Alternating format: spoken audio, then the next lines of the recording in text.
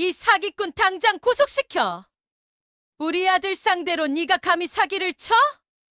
경찰서 로비에 여자의 날카로운 목소리가 울려 퍼졌습니다. 명품 핸드백을 든 중년 여성이 젊은 여자를 손가락으로 가리키며 소리쳤죠. 그 젊은 여자, 박유진은 두 팔에 겨우 100일이 지난 쌍둥이를 안은 채 의자에 앉아 있었습니다. 아기 울음소리가 로비에 퍼졌고 사람들이 하나둘 쳐다봤죠. 유진의 옆에 서 있던 남자가 주먹을 불끈 쥐었습니다. 그의 주먹이 허공에서 멈췄습니다. 위협하듯 유진의 얼굴 바로 앞까지 들어 올려진 주먹. 유진은 떨리는 손으로 쌍둥이를 더 꽉 껴안았습니다. 눈물도 나오지 않았죠. 그저 멍하니 형광등 빛이 차갑게 내리쬐는 천장만 바라볼 뿐이었습니다. 어떻게 이럴 수가. 100일도 안 된 쌍둥이와 함께 경찰서에 끌려온 엄마. 하루의 쉼표 같은 이야기로 매일 찾아뵙고 싶습니다. 이야기 시작 전에 구독과 좋아요는 영상 제작에 큰 힘이 됩니다. 그럼 이야기 바로 시작하겠습니다. 2달 전, 강남의 한 대형 산부인과 수술실. 산모분, 조금만 더 힘내세요. 의사의 목소리가 들렸습니다. 박유진은 온몸에 땀을 흘리며 이를 악물었죠. 진통이 시작된 지 12시간째. 남편 강민혁은 수술실 밖에 없었습니다.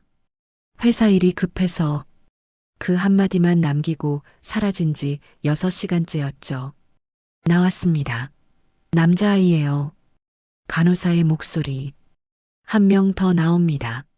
여자아이네요. 쌍둥이였습니다. 회복실로 옮겨진 지 1시간 후, 마취가 덜 깬 상태에서 유진은 문이 열리는 소리를 들었습니다. 시어머니 안사돈이 들어왔습니다. 그 뒤로 시아버지 강 회장도 따라 들어왔죠. 쌍둥이래요, 어머님. 떨리는 목소리로 말하는 유진. 하지만 안사돈의 얼굴엔 미소가 없었습니다. 아기 얼굴은 제대로 보지도 않았죠. 쌍둥이? 요즘 세상에 쌍둥이가 다 좋다고만 하니? 유진의 미소가 얼어붙었습니다. 키우는 건 우리 아들이라고. 강 회장도 한마디 거들었습니다. 네 처지가 어땠는지는 알고 임신한 거 맞니? 간호사 둘이 신생아실에서 쌍둥이를 데려왔습니다. 보호자분들, 아기 보시겠어요? 안사돈은 아기를 보지도 않고 간호사에게 말했죠. 아이 아빠 회사 사람들에겐 그냥 조용히 넘어간다고 해요. 복잡한 얘기 나오면 우리 강 사장 이미지에 안 좋으니까. 강 사장, 서학건설 강민혁을 말하는 거였습니다. 의사가 회진을 돌러 들어왔습니다. 산모분, 컨디션은 괜찮으세요? 네, 괜찮습니다. 쌍둥이 출산은 체력 소모가 크니까 충분히 쉬셔야 해요.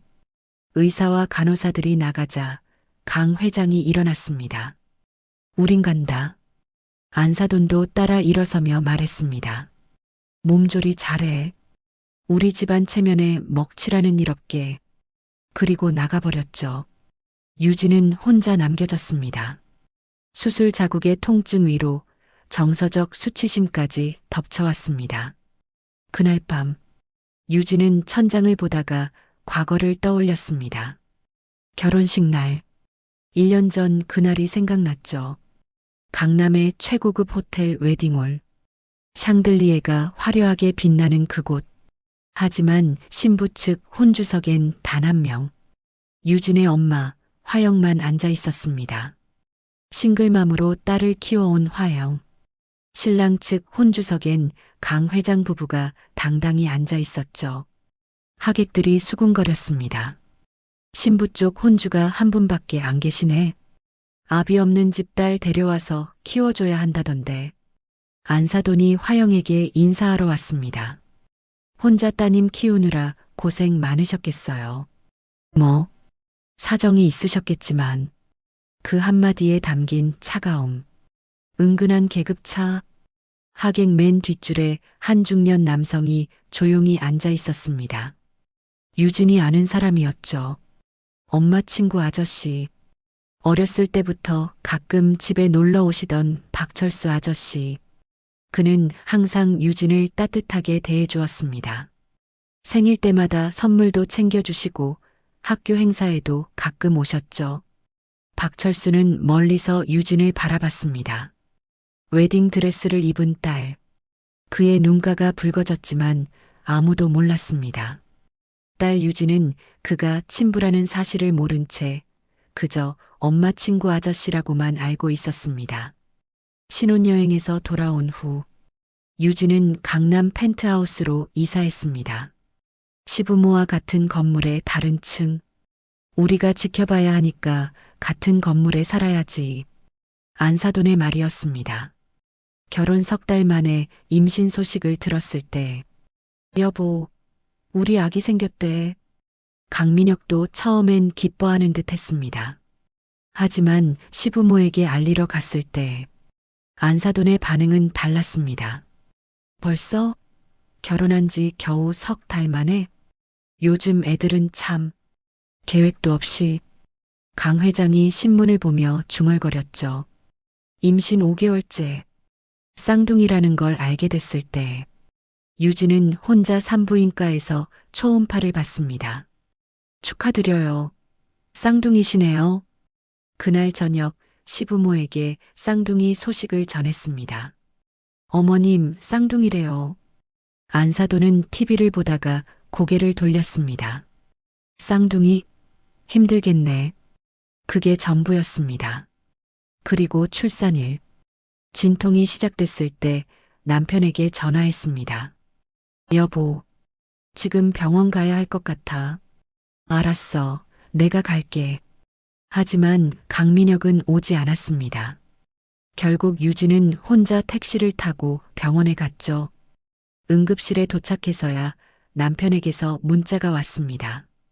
미안, 회사 일 급해서 나중에 갈게. 유진은 그 문자를 보며 진통실로 걸어 들어갔습니다. 혼자 12시간의 진통 끝에 쌍둥이를 낳았고 마취가 덜 깬 상태에서 만난 건 남편이 아니라 시부모였습니다. 축하 한마디 없이 차가운 눈빛만 던지는 그들.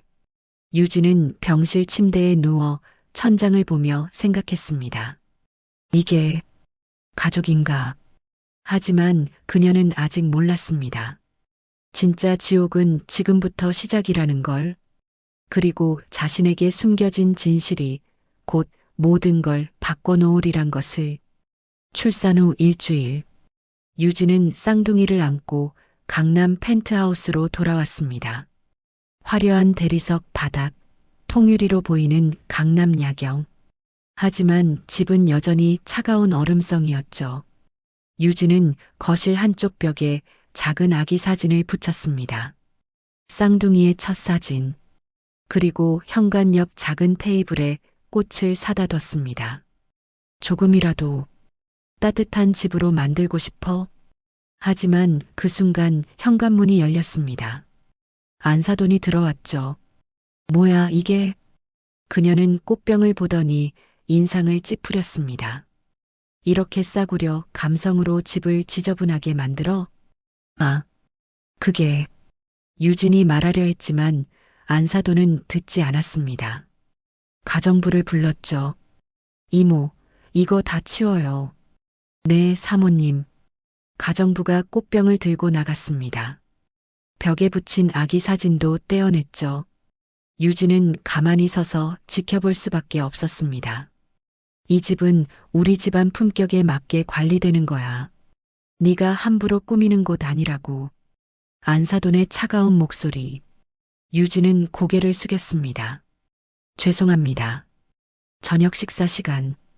유진은 조심스럽게 식탁에 앉았습니다. 강 회장은 뉴스만 보며 말없이 밥을 먹고 있었죠. 안사돈은 유진이 올린 국그릇을 보더니 말했습니다. 이것 봐. 국그릇을 이렇게 놓으면 어떡해? 죄송합니다, 어머님. 유진이 얼른 그릇을 다시 놓으려 했지만 배운 게 없으니 뭐 하나 제대로 하는 게 없네. 안사돈이 공개적으로 비하했습니다. 강민혁은 옆에 앉아 있었지만 아무 말도 하지 않았습니다. 그저 숟가락으로 밥만 떴죠. 혼자 키운 집 딸들이 다 그렇지 뭐. 안사돈이 한마디 더 던졌습니다. 유진의 손이 떨렸습니다. 혼자 키운 집 딸. 그 말이 가슴에 꽂혔죠. 식사가 끝나고 유진이 설거지를 하려 하자 가정부가 말했습니다.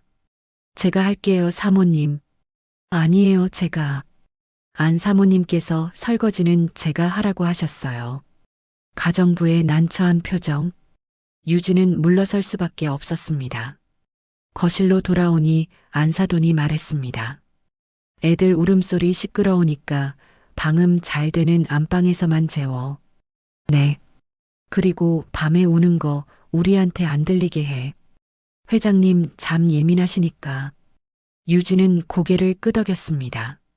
쌍둥이를 키우면서 밤에 울지 않게 하라니. 불가능한 요구였지만 유진은 네라고 대답할 수밖에 없었죠. 밤, 쌍둥이가 울기 시작했습니다. 유진은 얼른 아기를 안아 흔들었습니다.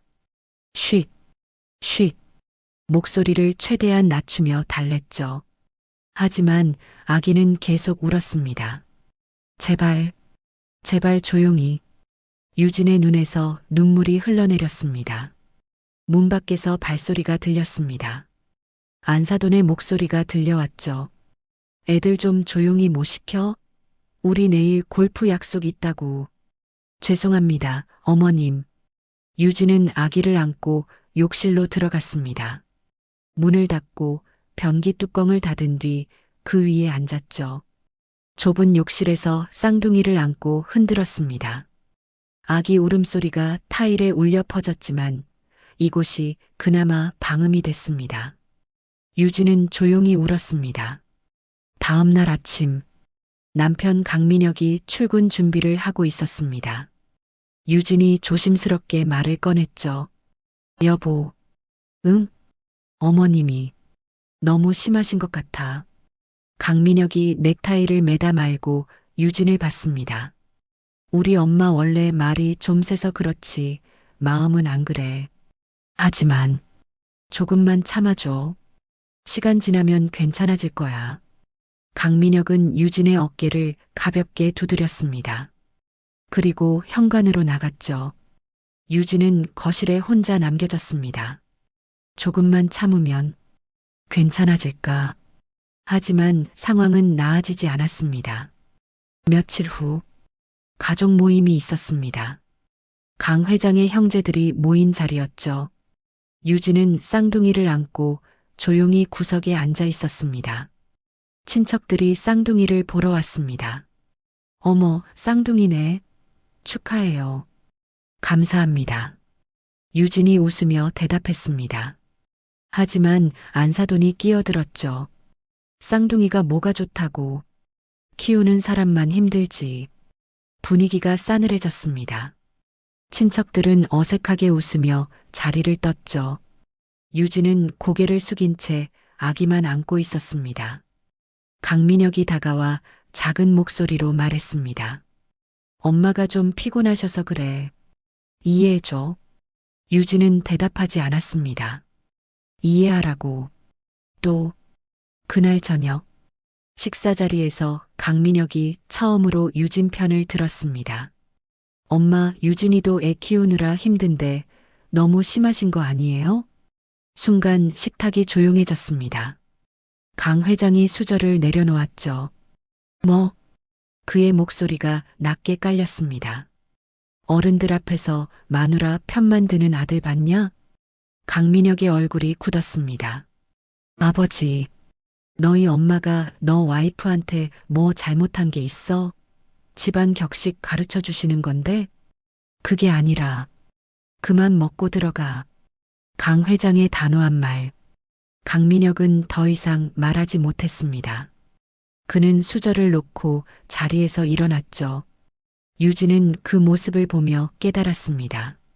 이 사람도 나를 지켜줄 수 없구나. 그날 이후 강민혁은 점점 침묵하는 방관자로 변해갔습니다. 시간이 흐를수록 유진은 집에서 투명 인간이 되어갔습니다. 아침에 인사를 해도 대답이 없고 저녁에 차려놓은 밥상은 이게 뭐냐는 말만 들었죠. 쌍둥이를 키우는 것도 혼자였습니다. 남편은 회사 일로 바빴고 시부모는 손주 봐주는 건 며느리 일이라며 거들어주지 않았습니다. 유진은 매일 밤 욕실에 숨어 아기를 달랬습니다. 좁은 공간에서 타일 벽을 등지고 그렇게 석 달이 흘렀습니다. 유진의 얼굴에서 생기가 사라졌습니다. 머리는 푸석해졌고 눈가엔 다크서클이 내려앉았죠. 하지만 아무도 걱정하지 않았습니다. 요즘 며느리들은 애 하나 키우는 것도 힘들어하네. 안사돈의 한마디가 전부였습니다. 유진은 거울 앞에 서서 자신을 봤습니다. 눈빛이 죽어가는 자신의 모습. 그리고 그날 밤 유진은 핸드폰을 꺼내 엄마 화영에게 전화를 걸려다 멈췄습니다. 엄마한테 걱정 끼치면 안 돼. 혼자서라도 버텨야 한다고 생각했습니다. 하지만 유진은 몰랐습니다. 이 지옥이 끝이 아니라는 걸, 곧 더 끔찍한 일이 기다리고 있다는 걸. 출산 직후 새벽 4시 병실은 고요했습니다. 마취가 덜 깬 몸으로 유진은 침대에 누워 있었죠. 신생아실에서 들려오는 희미한 아기 울음소리. 유진은 떨리는 손으로 핸드폰을 집어들었습니다. 엄마 화영. 통화 버튼을 눌렀습니다. 여보세요? 유진아? 새벽인데도 화영은 단번에 전화를 받았습니다. 엄마. 유진의 목소리가 떨렸습니다. 나 쌍둥이 낳았어. 순간 전화기 너머가 조용해졌습니다. 그리고 이내 화영의 울음소리가 들려왔죠. 우리 딸, 잘했다. 정말 잘 버텼다. 화영은 오열하듯 기뻐했습니다. 싱글맘으로 딸을 키워온 그녀. 손주를 본다는 게, 그것도 쌍둥이라는 게 얼마나 기쁜 일인지. 엄마, 보고 싶어. 유진의 눈에서 눈물이 흘러내렸습니다. 엄마도, 내가 지금 당장 갈게. 기다려. 하지만 유진은 말했습니다. 아니야. 아직은. 시댁에서 뭐라 할까봐. 그래. 알았어. 몸조리 잘해. 우리 딸. 전화를 끊고 유진은 핸드폰을 가슴에 안았습니다. 엄마. 따뜻한 목소리. 기뻐해주는 사람이 있다는 것만으로도 힘이 났습니다. 그런데 바로 그 순간 병실 문이 열렸습니다. 안사돈과 강 회장이 들어왔죠. 유진은 얼른 눈물을 닦았습니다. 어머님. 하지만 그들의 얼굴은 싸늘했습니다. 축하의 미소는 없었죠. 출산 후 일주일. 유진은 집으로 돌아와 모유 수유에 적응하기 시작했습니다. 쌍둥이를 키운다는 건 생각보다 훨씬 힘든 일이었죠. 한 명이 울면 다른 한 명도 따라 울고 밤낮이 바뀐 생활. 하지만 유진은 포기하지 않았습니다. 조금만 버티면. 그녀는 희망을 붙잡았습니다. 핏줄 중시하는 집안이라면서 쌍둥이 손주 보면 조금은 달라지겠지. 유진은 스스로에게 그렇게 다짐했습니다. 한 달이 지나고 유진은 조금씩 육아에 익숙해졌습니다. 쌍둥이의 울음소리도 이제는 구분할 수 있었죠. 배고픈 울음인지 기저귀가 불편한 울음인지. 어느 날 밤 유진은 달력을 보며 날짜를 세었습니다.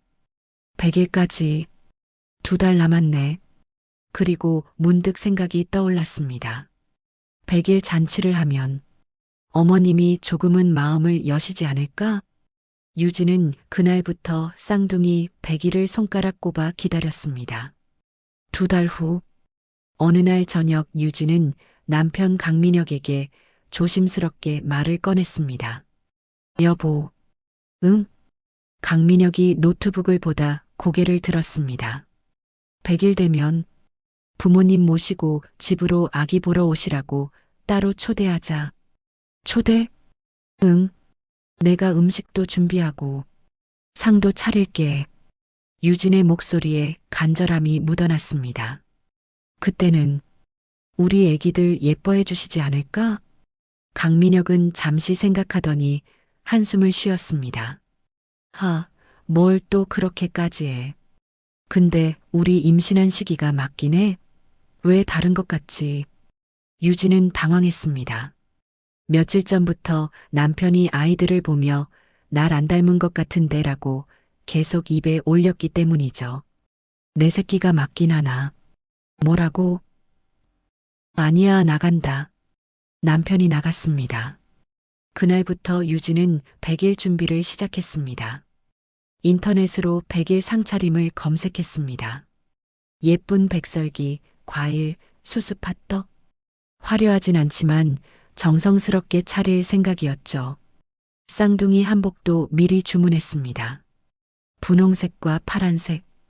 우리 애들, 이거 입으면 정말 예쁠 거야. 유진은 한복을 보며 혼자 미소 지었습니다. 밤마다 청소를 했습니다. 집 구석구석 먼지 하나 없이 닦아냈죠. 거실 테이블도 윤이 나게 닦았습니다. 이번만큼은 잘해야 해. 100일이 코앞으로 다가왔습니다. 유진은 쌍둥이에게 한복을 입혀봤습니다.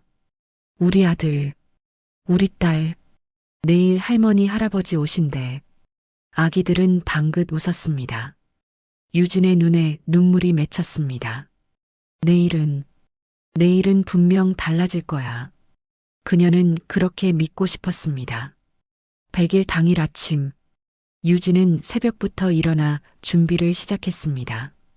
과일을 씻어 접시에 예쁘게 담았습니다. 백설기와 수수팥떡을 정갈하게 놓았죠. 거실 테이블에 정성스럽게 상을 차렸습니다. 초라하지만 마음만큼은 가득 담긴 상. 오후 2시 초인종이 울렸습니다. 유진은 떨리는 손으로 문을 열었습니다. 어머님, 아버님, 안사돈과 강 회장이 들어왔습니다. 어서 오세요. 아기들 100일이라 상을 좀 차렸어요. 유진이 거실을 가리켰습니다.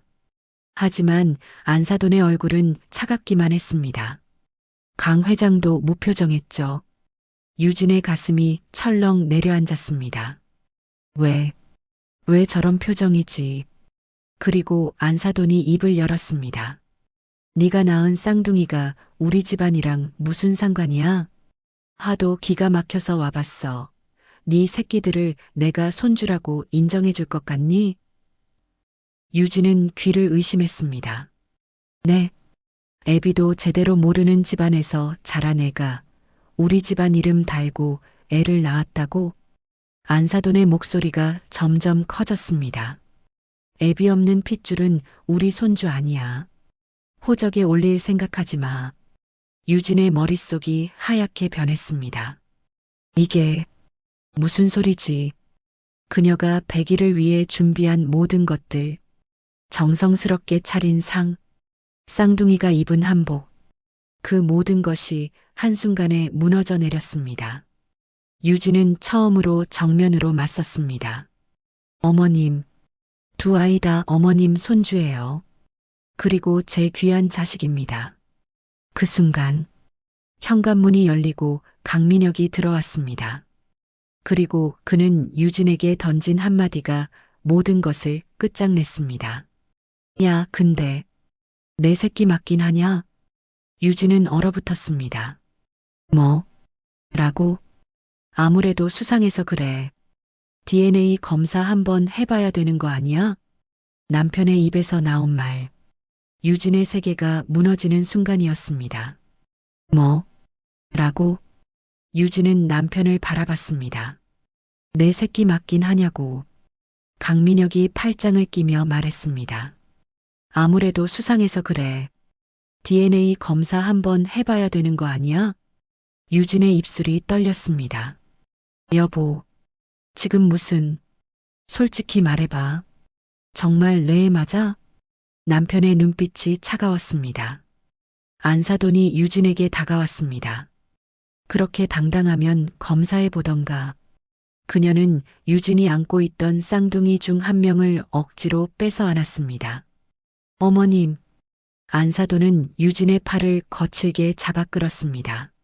네가 우리 집안에 시집 오고 싶어서 어디 가서 임신하고 온 건 아니고, 그 한마디가 유진의 가슴을 칼처럼 찔렀습니다. 그런 게 아니에요. 그럼 증명해봐. 지금 당장. 강 회장이 차 키를 꺼내 들었습니다. 가자. 지하 주차장. 유진은 쌍둥이를 안은 채 차에 억지로 태워졌습니다. 제발. 시끄러워. 차가 출발했습니다. 유진은 창밖을 봤습니다. 병원이면. 하지만 차는 병원으로 가지 않았습니다. 어디 가시는 거예요? 네가 알 필요 없어. 차가 멈춘 곳은 경찰서였습니다. 여기가. 왜? 내려. 강민혁이 차 문을 열었습니다. 경찰서 로비. 형광등 불빛이 차갑게 내려쬐는 공간. 안사돈이 민원 창구로 걸어갔습니다. 2년 조사 좀 해주세요. 목소리가 로비에 울려 퍼졌습니다. 주변 사람들이 일제히 돌아봤죠. 우리 아들 속여서 애비도 모르는 애를 들여보낸 거면 사기죄 아닌가요? 경찰관이 다가왔습니다. 어머님, 진정하시고. 진정하라고요? 우리 아들이 사기 결혼당했는데? 쌍둥이가 울기 시작했습니다. 으앙. 아기 울음소리가 경찰서 안에 퍼졌습니다. 사람들이 수군거렸습니다. 저 여자 뭐래? 아기까지 데리고 왔네. 경찰관이 유진에게 물었습니다.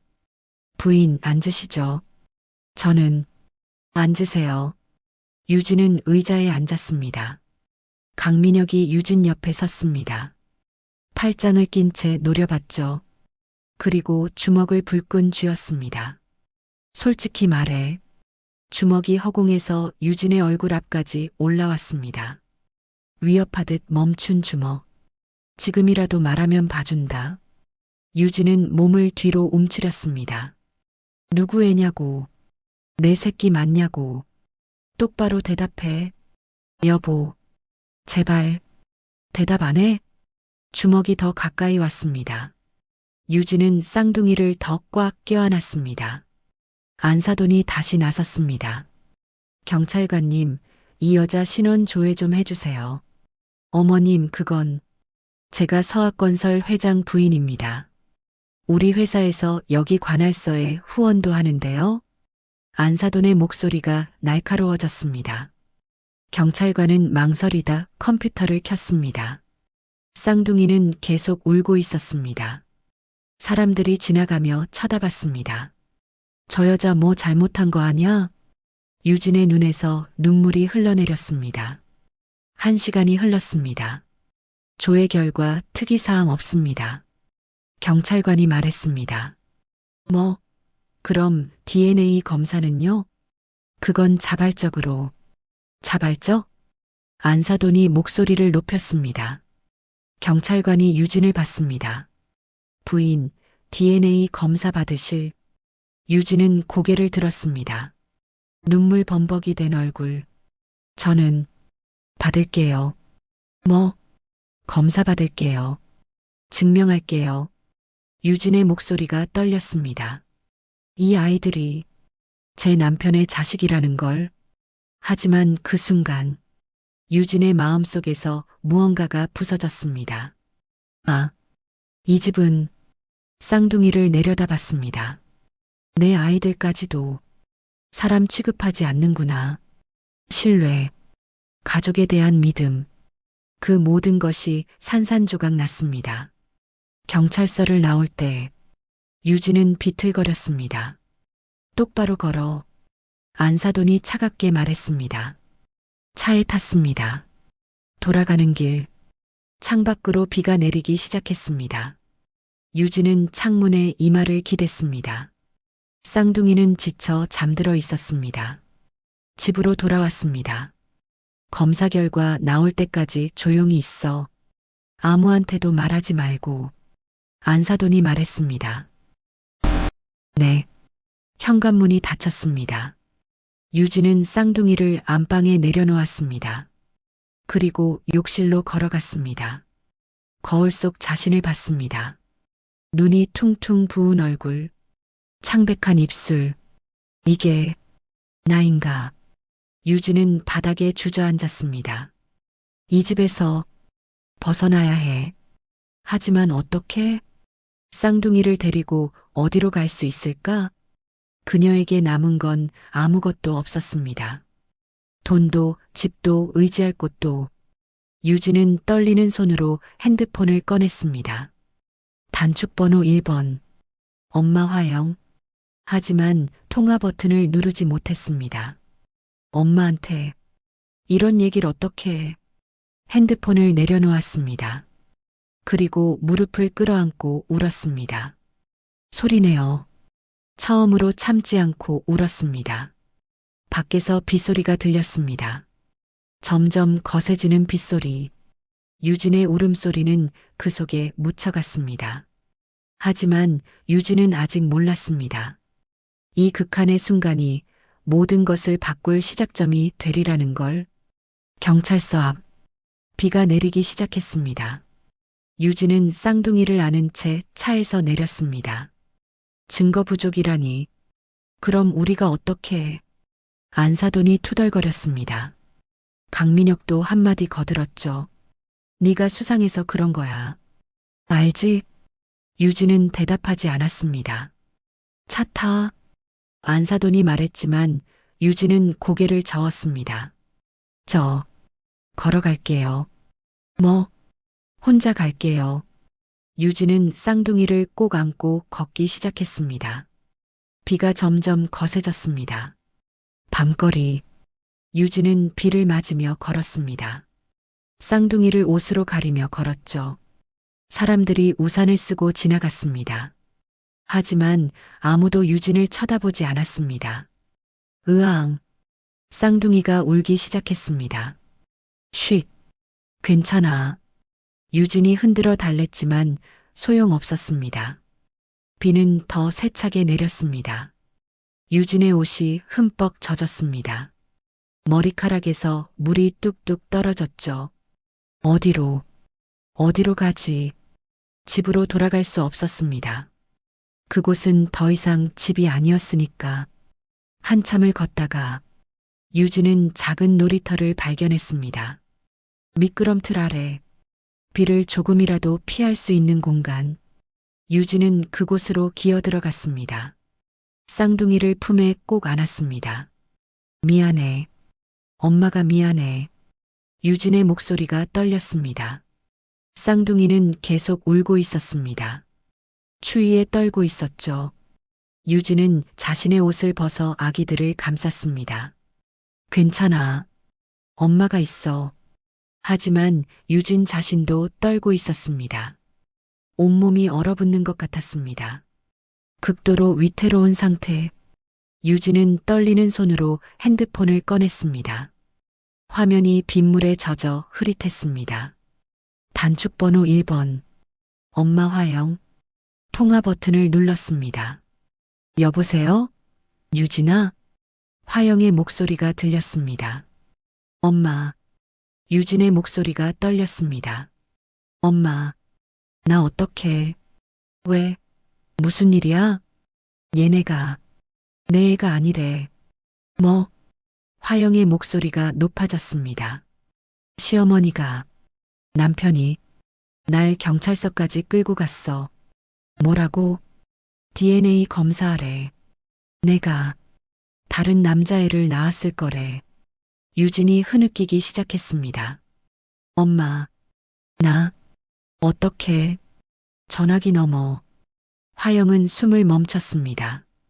그리고 그 순간 평생 죄책감 품고 살던 순한 엄마가 변했습니다. 딸과 손주를 지키기 위한 어미 늑대로. 거기 가만히 있어. 화영의 목소리가 낮게 깔렸습니다. 엄마가 간다. 지금 어디야? 놀이터. 집 근처. 움직이지 마. 엄마가 지금 간다. 전화가 끊겼습니다. 30분 후 빗속을 가르는 차 한 대. 화영이 운전하며 주변을 둘러봤습니다. 유진아, 유진아, 소리쳤습니다. 그리고 놀이터 미끄럼틀 아래 웅크리고 앉아있는 유진을 발견했습니다. 유진아, 화영이 달려갔습니다. 우산도 쓰지 않은 채, 엄마, 유진이 고개를 들었습니다. 입술이 파래져 있었습니다. 쌍둥이는 유진의 품에서 떨고 있었죠. 일어나, 엄마가 왔어. 화영이 유진을 일으켰습니다. 쌍둥이를 안아들었습니다. 차 타자. 빨리. 차 안. 화영은 히터를 최대로 틀었습니다. 유진은 뒷좌석에 앉아 떨고 있었습니다. 물 마셔. 화영이 생수를 건넸습니다. 유진은 물을 마시다 토했습니다. 괜찮아, 괜찮아. 화영이 유진의 등을 쓰다듬었습니다. 쌍둥이는 카시트에 누워 겨우 잠들었습니다. 엄마, 나, 어떡해? 유진이 중얼거렸습니다. 아무 걱정 마. 엄마가 다 해결할게. 화영의 목소리가 단단했습니다. 화영의 집. 유진을 침대에 눕혔습니다. 이불을 덮어줬죠. 하지만 유진의 몸은 뜨거웠습니다. 고열이었습니다. 유진이 신음했습니다. 우리 애기한테 그러지 마. 잠꼬대처럼 중얼거렸습니다. 내 애야, 내 애라고. 화영은 젖은 수건으로 딸의 이마를 닦아줬습니다. 눈물이 흘러내렸습니다. 내 잘못이야. 내가 진실을 숨겨서. 밤새도록 화영은 딸을 간호했습니다. 해열제를 먹이고 물을 먹이고 쌍둥이도 돌봐야 했습니다. 밤새 울어대는 아기들. 화영은 하나하나 안아 달랬습니다. 할머니가 있어. 괜찮아. 새벽 5시. 겨우 모두가 잠들었습니다. 화영은 거실 소파에 앉았습니다. 그리고 결심했습니다. 더 이상은 안 된다. 화영은 핸드폰을 꺼내 들었습니다. 오래된 연락처. 박철수. 손가락이 떨렸습니다. 하지만 통화 버튼을 눌렀습니다. 여보세요? 박철수의 목소리가 들렸습니다. 저예요. 화영이 말했습니다. 화영 씨? 박철수가 놀란 듯 되물었습니다. 네. 무슨 일이세요? 만나야 할 것 같아요. 화영의 목소리가 떨렸습니다. 유진이. 우리 딸. 유진이가 왜요? 박철수의 목소리가 급해졌습니다. 말로는 설명 못해요. 만나요. 지금 갈게요. 어디 계세요? 화영은 주소를 말했습니다. 전화가 끊어졌습니다. 화영은 창밖을 봤습니다. 비가 그쳤습니다. 동이 트고 있었습니다. 내가 숨긴 진실 때문에. 화영은 생각했습니다. 내 딸이 근본 없는 년으로 짓밟히고 있다. 주먹을 쥐었습니다. 이 족쇄 내가 끊어야 한다. 침실 문을 살짝 열어봤습니다. 유진이 쌍둥이 옆에 누워 자고 있었습니다. 창백한 얼굴, 마른 입술. 화영은 다짐했습니다. 이제 다시는 내 딸이 무릎 꿇는 일은 없을 거야. 그리고 저 집안. 화영의 눈빛이 변했습니다. 순한 엄마의 얼굴이 아니었습니다. 어미 늑대의 눈빛이었습니다. 반드시 대가를 치르게 만들겠어. 그렇게 화영은 결심했습니다. 복수를. 그리고 딸의 진짜 아버지와 함께 모든 것을 바로잡기로. 다음 날 오전, 유진은 겨우 눈을 떴습니다. 머리가 지끈거렸습니다. 일어났니? 화영이 다가왔습니다. 물을 건네줬죠. 엄마. 유진이 물을 마셨습니다. 유진아. 화영이 침대 끝에 앉았습니다. 엄마가 할 말이 있어. 무슨. 너. 아빠 없는 애가 아니야. 유진은 물컵을 내려놨습니다. 뭐? 내 아빠. 살아있어. 순간 유진의 얼굴이 일그러졌습니다. 엄마 지금 나 가지고 장난해? 목소리가 떨렸습니다. 그 말, 지금 제일 잔인한 말인 거 알아? 장난 아니야. 화영이 유진의 손을 잡았습니다. 진짜야. 내 아빠는. 바로 그 순간 현관문이 열리는 소리가 들렸습니다. 발걸음 소리, 방문이 열렸습니다. 한 남자가 들어왔습니다. 유진은 그를 봤습니다. 박 아저씨? 어릴 적부터 알던 사람. 엄마 친구 아저씨. 박철수. 그는 방으로 들어와 멈춰 섰습니다. 쌍둥이를 봤습니다. 침대에 누워 자는 아기들. 그리고 유진을 봤습니다. 창백한 얼굴, 눈가에 멍, 마른 입술. 박철수의 눈에서 눈물이 흘러내렸습니다. 그리고 그는 그대로 바닥에 무릎을 꿇었습니다. 아빠가 미안하다. 박철수의 목소리가 떨렸습니다. 내 딸, 아빠가 다 잘못했다. 유진은 얼어붙었습니다. 뭐? 라고? 미안하다. 정말 미안하다. 박철수가 고개를 숙였습니다. 유진은 침대에서 일어났습니다. 비틀거리며 그에게 다가갔습니다. 아빠, 라고? 그래, 나야. 내 아빠. 유진의 주먹이 그의 어깨를 쳤습니다. 왜 이제야 와? 다시 쳤습니다. 왜 나를 평생 아빠 없는 년으로 살게 했어? 힘없는 주먹이었습니다. 하지만 박철수는 그 주먹을 다 받았습니다. 미안하다. 미안해. 유진은 그의 어깨에 기대 울부짖었습니다. 왜? 화영도 다가와 두 사람을 안았습니다. 세 사람은 한참을 부둥켜 안고 울었습니다. 1시간 후, 거실. 세 사람은 테이블에 앉았습니다. 박철수가 입을 열었습니다. 내가 경찰이었어. 유진이 고개를 들었습니다. 젊었을 때 화영 씨를 만났지. 사랑했어. 화영이 고개를 숙였습니다. 하지만 내 위치 때문에 공개할 수 없었어. 박철수가 계속 말했습니다. 정치적 이유, 집안 압력, 변명이야. 다 내 잘못이야. 그래서 엄마를 버렸어요? 유진이 물었습니다. 아니야. 화영이 말했습니다. 내가 먼저 떠났어. 왜요? 너 때문에. 화영이 유진을 봤습니다. 내가 자라면서 아빠 없는 애라고 놀림받는 게 싫었어. 차라리 깨끗하게 정리하고 싶었어. 하지만 난. 박철수가 말을 이었습니다. 멀리서라도 지켜봤어. 학교 행사, 생일, 결혼식. 유진은 그제야 깨달았습니다. 그래서 항상 계셨구나. 박철수가 쌍둥이를 봤습니다. 내 손주들. 눈물이 또 흘렀습니다. 이 아이들이 이런 취급을 받았다고? 네. 유진이 고개를 끄덕였습니다. 박철수의 얼굴이 변했습니다. 눈빛이 차갑게 식었습니다. 이제부터는 내가 한다. 목소리가 낮게 깔렸습니다. 쌍둥이를 부정하고 며느리를 경찰서까지 끌고 간 저 집구석. 주먹을 쥐었습니다. 내가 다 끌어내릴 거야. 박철수는 노트북을 펼쳤습니다. 서학건설 강 회장 일가. 화면에 자료들이 떴습니다. 내 정보력을 총동원하면. 클릭했습니다. 비자금, 뇌물, 불법 증여. 계속 화면이 넘어갔습니다.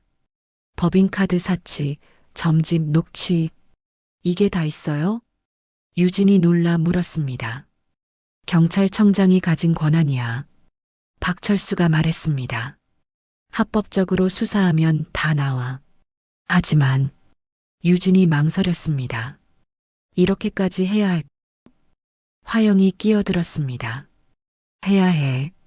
그녀의 목소리가 단단했습니다. 감옥 보내는 것만으론 부족해. 테이블을 쳤습니다. 저 사람들은 이미지랑 체면으로 살아온 인간들이야. 화영이 계속 말했습니다. 가장 많은 사람들 앞에서 가장 치욕스럽게 무너뜨려야 해. 박철수가 고개를 끄덕였습니다. 맞아. 그래야 다시는 못 일어나. 어떻게요? 유진이 물었습니다. 박철수가 자료를 넘겼습니다. 다음 달 서학건설 창립 기념 자선 행사. 화면에 행사 포스터가 떴습니다. 정치인, 경제인, 언론 다 모이는 자리야. 거기서 그래. 박철수가 유진을 봤습니다. 저기서 저 사람들이 평생 쌓아온 얼굴을 다 찢어버리자. 화영이 말했습니다. 모든 증거를 공개하는 거야. 카메라 앞에서. 그럼 저 사람들은 끝이야. 박철수가 단호하게 말했습니다. 유진은 쌍둥이를 봤습니다. 평화롭게 자고 있는 아기들. 이 아이들을 지켜야 해. 고개를 들었습니다. 할게요. 유진아, 전할 거예요. 유진의 목소리가 떨렸지만 단단했습니다. 이 아이들이 아빠 없는 년의 자식이라고 불리는 건 절대 안 돼요. 박철수가 유진의 손을 잡았습니다. 아빠가 이번엔 제대로 지켜줄게. 화영도 손을 포겠습니다. 우리 셋이서 끝까지 가자. 세 사람의 손이 겹쳐졌습니다. 그날부터 박철수는 본격적으로 움직였습니다. 경찰청 내부 수사팀을 가동했습니다. 서학건설 비자금 추적, 강 회장의 뇌물 내역, 안사돈의 법인카드 사용 내역, 점집 원장의 녹취록, 모든 것이 하나씩 밝혀졌습니다. 화영은 행사장 정보를 수집했습니다. 언론사 명단, 참석자 리스트, 행사 순서. 유진은 몸을 추스렸습니다. 쌍둥이를 돌보며 힘을 길렀습니다. 이번엔 내가 이긴다. 한 달 후 박철수가 말했습니다. 준비 끝났어. 테이블 위에 두꺼운 파일이 쌓였습니다. 이 자료면 충분해. 화영이 달력을 봤습니다. 행사까지 일주일. 유진이 쌍둥이를 안았습니다. 이제 시작이네요. 박철수가 고개를 끄덕였습니다. 그래, 이제 시작이다. 세 사람은 서로를 봤습니다. 눈빛의 결기가 서렸습니다. 복수가 시작되는 순간이었습니다. 서학건설 창립 기념 자선 행사장, 서울 최고급 호텔 그랜드 볼룸. 샹들리에가 찬란하게 빛나고 수백 명의 하객이 모였습니다. 정치인, 경제인, 연예인, 언론사 기자들까지. 안사돈이 지인들 사이를 누비며 자랑했습니다. 우리 사돈이 경찰청장이잖아요. 오늘 축사도 직접 하신대요. 강 회장도 흡족한 얼굴로 악수를 나눴습니다. 이제 우리 집안 위상이 더 올라가겠어. 속삭이는 목소리. 모두가 기대에 차 있었습니다. 행사장 입구. 경찰청장 박철수님과 부인 화영님 입장하십니다. 사회자의 목소리가 울려 퍼졌습니다. 문이 열렸습니다. 박철수와 화영이 팔짱을 끼고 들어왔습니다. 플래시가 터졌습니다. 카메라 셔터 소리가 쏟아졌습니다. 이쪽 보세요. 경찰청장님. 두 사람은 당당히 레드카펫을 걸었습니다. 헤드 테이블로 향했죠. 강 회장 부부 바로 옆자리. 어서 오세요, 사돈어른. 강 회장이 일어나 악수를 청했습니다.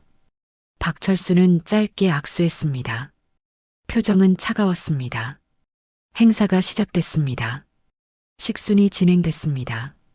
강 회장의 환영사, 내빈 소개, 그리고 마침내 경찰청장님의 축사가 있겠습니다. 사회자가 소개했습니다. 박철수가 일어났습니다. 연단으로 걸어갔습니다. 안사돈이 옆 사람에게 속삭였습니다. 저분 말씀 들으면 다들 감동받을 거예요. 강 회장도 미소 지었습니다. 박철수가 연단에 섰습니다. 준비된 축사 원고가 놓여 있었습니다. 그는 원고를 집어들었습니다. 그리고 찢었습니다. 찌익. 종이가 찢어지는 소리. 장내가 술렁였습니다. 뭐야? 강 회장의 미소가 사라졌습니다. 안사돈의 얼굴이 굳었습니다. 박철수가 마이크를 잡았습니다. 오늘 저는 축사를 하러 온 게 아닙니다. 낮고 차갑게 깔리는 목소리. 진실을 말하러 왔습니다. 손짓을 했습니다. 무대 뒤 스크린이 켜졌습니다. 화면에 자료가 떴습니다. 서학건설 비자금 내역. 숫자들이 빼곡히 나열됐습니다. 이것은 서학건설이 하청업체들을 쥐어짜 만든 비자금입니다. 박철수가 말했습니다. 강 회장이 벌떡 일어났습니다. 뭐 하는 짓이야? 하지만 아무도 듣지 않았습니다. 모두가 스크린을 보고 있었습니다. 화면이 넘어갔습니다. 뇌물수수 리스트. 정치인 이름들이 떴습니다. 장내가 웅성거렸습니다. 저게 진짜야? 말도 안 돼. 다시 화면이 넘어갔습니다. 불법 증여 및 탈세 구조. 강 회장 일가의 재산 이동 내역. 카메라 플래시가 미친 듯이 터졌습니다. 기자들이 셔터를 눌러댔습니다. 화면이 또 바뀌었습니다. 안사돈 법인카드 사용 내역. 명품 구매. 고급 레스토랑. 해외여행. 회사 돈으로 사치를. 누군가 중얼거렸습니다. 마지막 화면. 점집 녹취록. 안사돈의 목소리가 흘러나왔습니다. 며느리 운이 안 좋다고요? 그럼 어떻게 해야 돼요? 장내가 폭소했습니다. 안사돈의 얼굴이 새하얗게 질렸습니다. 박철수가 말했습니다. 이들은 국민의 피 같은 돈으로 비자금을 만들고. 목소리가 높아졌습니다. 그 돈으로 권력자들에게 뇌물을 바쳤습니다. 강 회장이 무대로 달려들었습니다. 당신이 뭔데 우리 집안일에 끼어들어. 소리쳤습니다. 이건 명백한 음모야. 박철수는 그를 똑바로 봤습니다. 집안일? 마이크에 대고 또렷이 말했습니다. 가족 안에서 쌍둥이를 낳은 며느리를 애비 없는 핏줄이라 부정하고. 그건 경찰서까지 끌고 가 DNA 검사를 강요한 것도 집안일입니까? 장내가 조용해졌습니다. 박철수가 계속 말했습니다. 내가 누군지 묻나, 강 회장. 한 걸음 앞으로 나갔습니다. 내가 아비도 없는 년이라고 짓밟은 그 며느리. 그건 내가 우리 손주 아니라고 발뺌한 그 쌍둥이의 엄마. 박철수의 목소리가 떨렸습니다. 그 아이가 바로 내 딸이다. 순간 행사장이 술렁였습니다. 경찰청장의 딸? 그 순간 행사장 문이 열렸습니다. 유진이 들어왔습니다. 단정한 정장 차림, 고개를 치켜들고 당당하게 걸어왔습니다. 플래시가 유진에게 쏟아졌습니다. 저 사람이 며느리? 쌍둥이 엄마? 유진은 멈추지 않았습니다. 무대 앞까지 걸어갔습니다. 안사돈은 그 모습을 보고 자리에 주저앉았습니다. 떨리는 손으로 입을 막았습니다. 저게. 박철수가 무대에서 내려왔습니다. 유진의 손을 잡았습니다. 함께 연단으로 올라갔습니다. 카메라 플래시가 폭풍처럼 터졌습니다. 경찰청장님, 한 말씀, 며느리분께 질문 좀. 박철수가 마이크를 잡았습니다. 오늘 이후 행사장을 둘러봤습니다. 서학건설 일가는 법의 심판과 사회의 심판을 피하지 못할 것입니다. 강 회장이 무릎이 꺾였습니다. 이것은 경찰청장으로서의 약속이자 유진의 손을 꽉 잡았습니다. 한 아버지의 맹세입니다. 박철수는 마이크를 내려놓았습니다. 유진과 함께 무대에서 내려왔습니다. 그때 경찰관들이 들어왔습니다. 강 회장, 안사돈. 수갑이 꺼내졌습니다. 횡령, 배임, 뇌물수수 혐의로 긴급 체포합니다. 안 돼. 안사돈이 소리쳤습니다. 이건 음모야. 음모라고. 하지만 수갑이 채워졌습니다. 강 회장도 마찬가지였습니다. 수십 개의 카메라가 그 순간을 담았습니다. 플래시가 끊임없이 터졌습니다. 강 회장님, 할 말씀은? 안사돈님, 사실입니까? 두 사람은 고개를 숙인 채 끌려갔습니다. 실시간으로 몰락하는 순간이었습니다. 유진은 그 광경을 봤습니다. 눈물이 흘렀습니다. 하지만 이번엔 슬픔의 눈물이 아니었습니다. 박철수가 딸의 어깨를 안았습니다. 이제 괜찮아. 화영도 다가와 유진을 안았습니다. 수고했어, 우리 딸. 세 사람은 서로를 꼭 안았습니다. 행사장 밖으로 나갔습니다. 기자들이 쫓아왔지만 경호원들이 막았습니다. 차에 탔습니다. 창밖으로 호텔이 멀어졌습니다. 유진은 창을 내렸습니다. 차가운 바람이 들어왔습니다. 끝났다. 긴 악몽이 끝났습니다. 이제 새로운 시작이었습니다. 다음 날 아침, 모든 신문이 같은 헤드라인을 실었습니다.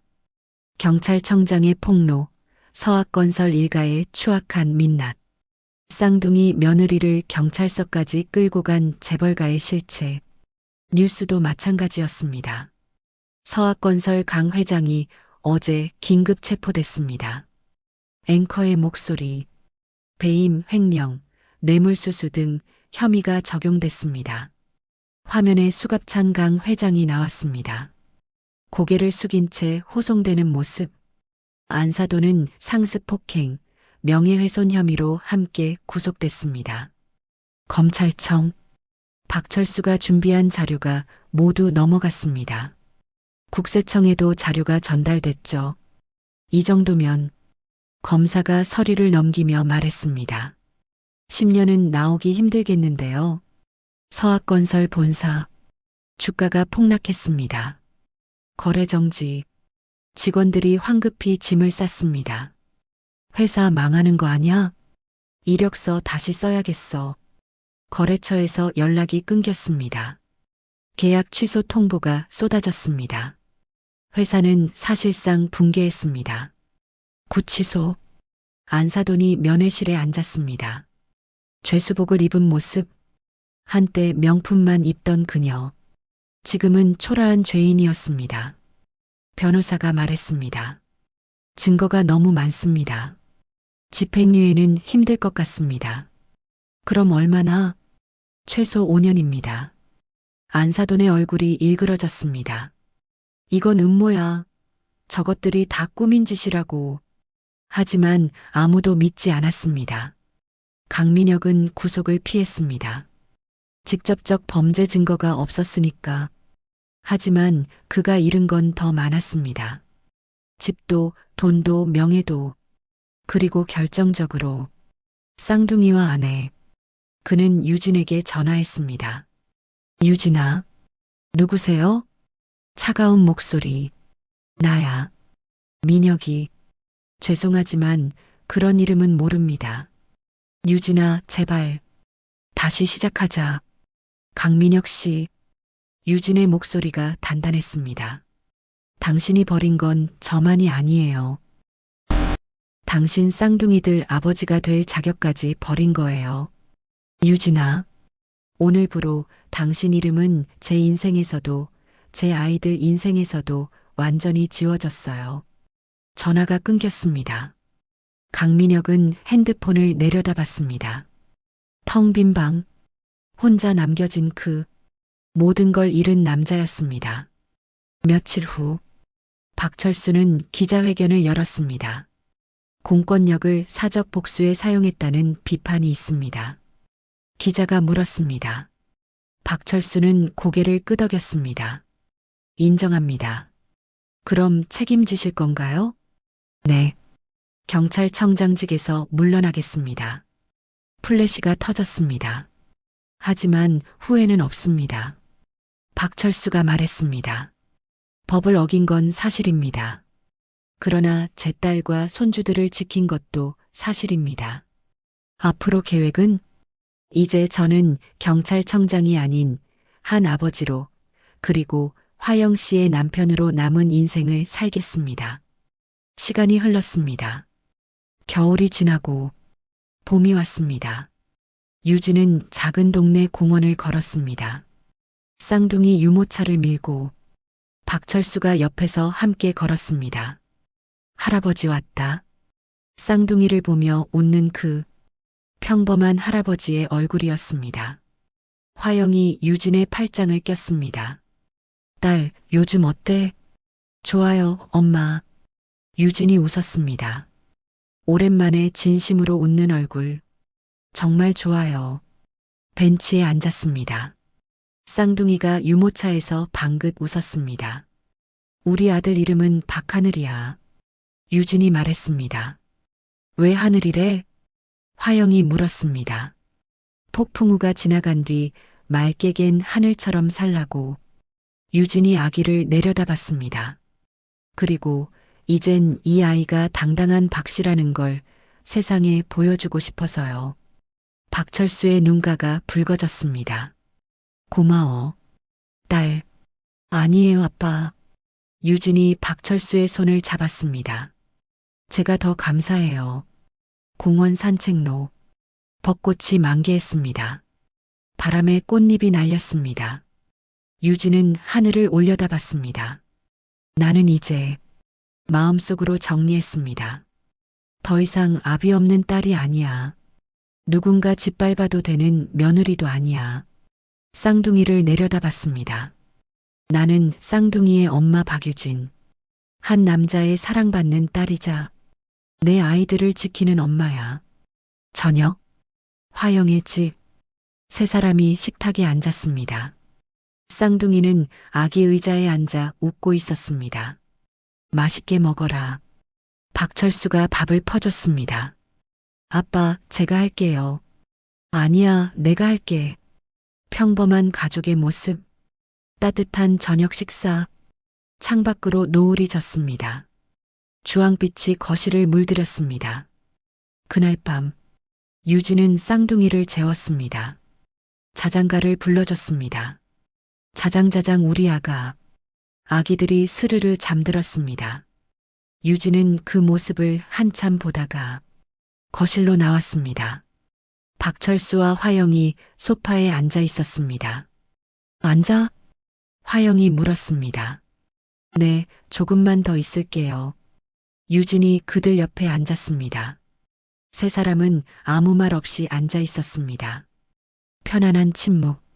그리고 유진이 말했습니다. 고맙습니다. 왜 갑자기? 그냥 여기 있어 주셔서요. 박철수가 딸의 머리를 쓰다듬었습니다. 우린 가족이잖아. 네, 가족이죠. 유진이 웃었습니다. 진짜 가족, 피보다 진한 가족. 며칠 후, 유진은 편지 한 통을 받았습니다. 강민혁에게서 온 편지. 열어볼까 망설이다가 그냥 찢어버렸습니다. 과거는 과거일 뿐, 이제 앞만 보고 갈 시간이었습니다. 유진은 쌍둥이를 안았습니다. 우리 이제 행복하게 살자. 아기들이 방긋 웃었습니다. 마치 알아듣는 것처럼 이야기는 이렇게 끝났습니다. 쌍둥이까지 부정당한 며느리가 자신의 존엄과 아이들의 이름을 되찾은 서사. 침묵이 아닌 폭로와 연대가 가족을 살렸습니다.